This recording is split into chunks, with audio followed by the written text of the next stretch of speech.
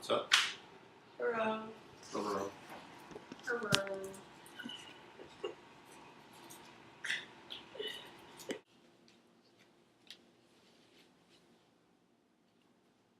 A famous quote by Dr. Seuss states, "We're all a little weird, and life is a little weird.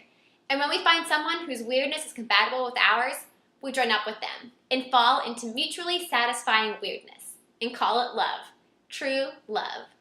Love is talked about in music, in great books, and in movies. Everyone searches for it, and everyone experiences love differently. Whether towards a family member, towards a significant other, a treasured pet, or a hobby. For me, love is best described through songs, through the words of Michael Bublé, Frank Sinatra, Shania Twain, and maybe a little bit of Taylor Swift. I personally was lucky enough to fall in love with my latte boy. You may or may not have heard the song, Taylor the Latte Boy, or Falling in Love at a Coffee Shop, but for me, these songs came true. And now we are like two peas in a pod, or maybe more like Dumb and Dumber. But whatever it is, we make it work. And for us, it works perfectly. As he pushes me to become a better me. To work hard, to stay smiling, and every day he shows me that a little bit of goofiness can make the world seem like a much better place. He assures me that when I've came to the end of my rope, that I really am not that far from the ground. And things are never as bad as they seem. I met Zach back in 2005 when I first moved to Katy, Texas from England. I was a nerdy 8th grader, and he was a hunky junior in high school. I was complete with braces, strange outfits, and an overly shy attitude. He worked at Dunbar's Coffee, where my family would visit pretty much every day to get out of our temporary apartment. We started as a crush, and it turned into a pretty creepy obsession on my end. I didn't know his name, so when talking about him to my girlfriends, I would call him Mr. Astros, from the Astros cap he wore every day to work. My diary entries were consumed with this what seemed to be fictional character, comparable to a mysterious knight in shining armor that served coffee. I specifically remember one entry in my diary from the summer before I started high school. Me and my family were at the local high school for high school orientation, and we bumped into him, his mom, and sister in the halls of Seven Lakes High School. What was in fact just a coincidence was carefully dictated into my diary as a day that would change history. I wrote, "We stood so close together that our elbows touched." And to me, this was the biggest deal.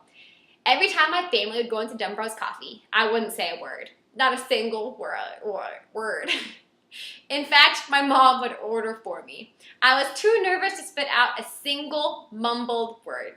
I eventually learned his name, and my mom, trying to help me out, invited him over for dinner, which he did not attend due to a flat tire. But he did come over one year for Christmas to wish me and my family a Merry Christmas. Soon after this, he left to join the Navy and contact stopped. I was heartbroken, even though we never really talked. After years of Facebook creeping, we got back in touch during the summer of 2010, right after he returned to Texas from his deployment in Iraq. We went on a very first awkward date. You know, the kind where you're too nervous to put your hand on the armrest, and then we went to a meal at Chili's where I took all my food home in a to-go box. But once my young and in-love nerves diminished, we became best friends. Ever since our first date, there hasn't been a day that has went by that he hasn't crossed my mind or brightened my day. Our relationship grew and blossomed like the Texas Bluebonnets and overcame 2 years of long-distance relationship as well as a 9-month deployment until he finally got out of the Navy and returned full-time to Texas to pursue an education. Which brings us here to the present day. We are stronger together, and together we are stronger than ever. He is so selfless in everything he does and aims for. After serving in the military for almost 5 years, now he wants to pursue a career in the police department and again further serve his community. I have never really seen him in a bad mood. He easily brushes the bat from his shoulders and keeps calm and chimes on a daily basis. I am known for freaking out hard and fast from the smallest situations, and he brings me back down to the real world. Just recently, I was at a standstill in life and lost as far as what I wanted to do as a career. He stood beside me and held my hand, figuratively and literally, and together we figured out a new life plan, and now I'm pursuing a major in education to teach 4th through 8th grade math and science. He assures me nothing is impossible. He pushes me to never give up. He reminds me to keep a smile on my face and encourages me to finish that entire pint of ice cream. And the whole time he loves me with open arms, even throughout my crazy girl moods and childish, immature silent spells.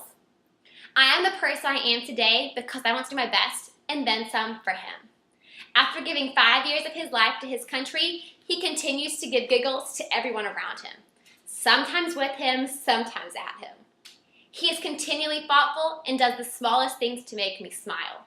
From meeting a boy at a coffee shop, I am now in love with my best friend. Cheesy, I know. A little British girl with her very own Texan cowboy.